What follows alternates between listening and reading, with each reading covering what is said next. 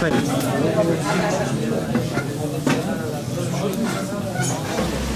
على خيرات يلا شكرا كثير ان شاء الله خذ تعال هل الشيء شوي شيء ويا قدر ويا خذ على خيرات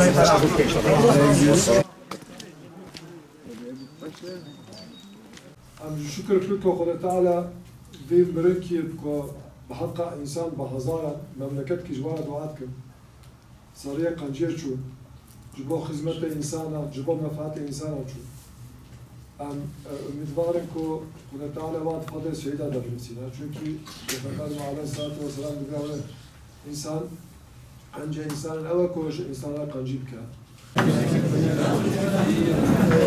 Başkanım hoş geldin. Benim başım üstüne Allah kimi kabul etsin. Allah razı olsun. Hoş geldin. Sabah geldin. Allah kimi kabul etsin. Görmek yaşını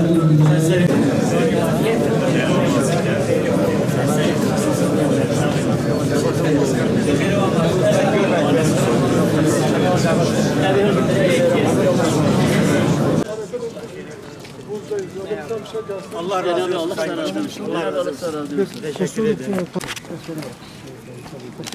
Hadi talca razı. Hadi sarıya da hamle şey. Allah razı olsun Sayın Başkanım.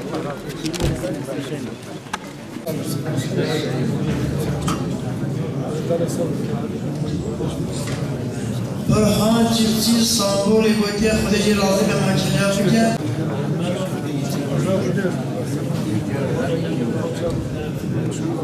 من رفض وكالاتيه لله ولرسوله محمد والروح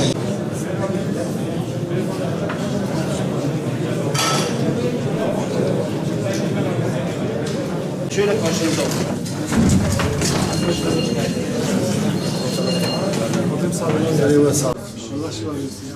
Hoş geldiniz. Hoş geldiniz.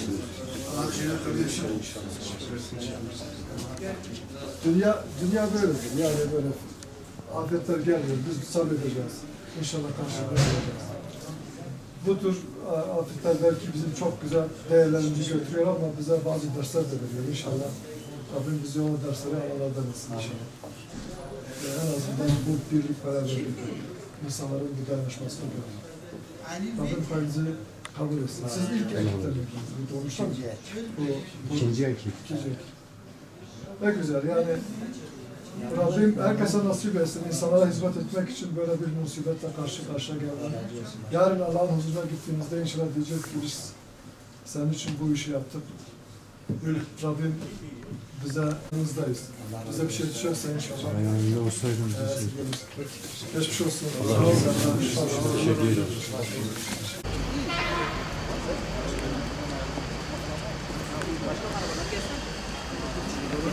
Medeniyetler büyük felaketlerde verecekleri tepkiyle daha çok anılırlar. Biz hem Elazığ depreminde hem bu Çığ faciasında gördük ki elhamdülillah bizim medeniyetimiz gerçekten köklü bir medeniyettir. Olayın ilk anından itibaren insanlarımız kendi canını riske atarak bir can kurtarmak için can havliyle olay yerine gittiler. Bugün biz bir canı kar altından kurtarayım diye koşan yüzlerce insandan 41 tanesinin kar altında kalıp can vermesine şahit olduk. Rabbim onların çektiklerini kendilerine kefaret kılsın. Bu bizim medeniyetimizin büyüklüğünü gösterir. Kürdüyle, Türküyle, Arabıyla hiçbir milliyet ve grup ayrımı yapmadan bir musibet anında herkes o musibetzedelere, afetzedelere yardım etmek için koşar bir medeniyetimiz var, bir milletimiz var. Bu bizim için belki bir teselli kaynağıdır. Bu vesileyle biz bu çığ altında kalan insanlarımıza, vefat edenlere Allah'tan rahmet, geride kalan yakınlarına sabrı cemil niyaz ediyoruz. Yaralılara da acil şifalar diliyoruz. Gördüğümüz kadarıyla 2 kişi dışında fazla bir yaralı kalmamış. Diğerleri evlerine dönmüşler. Rabbim acil şifalar versin. Biz bugün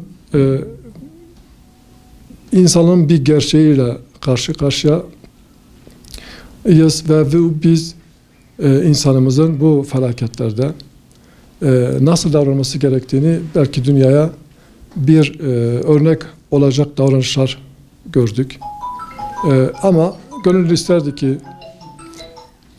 böyle bir olaydan sonra can kaybımız olmasın. İnşallah bunlar bize ders olur ve bu tür afetlerin bir daha yaşanmaması için gereken tedbirler alır.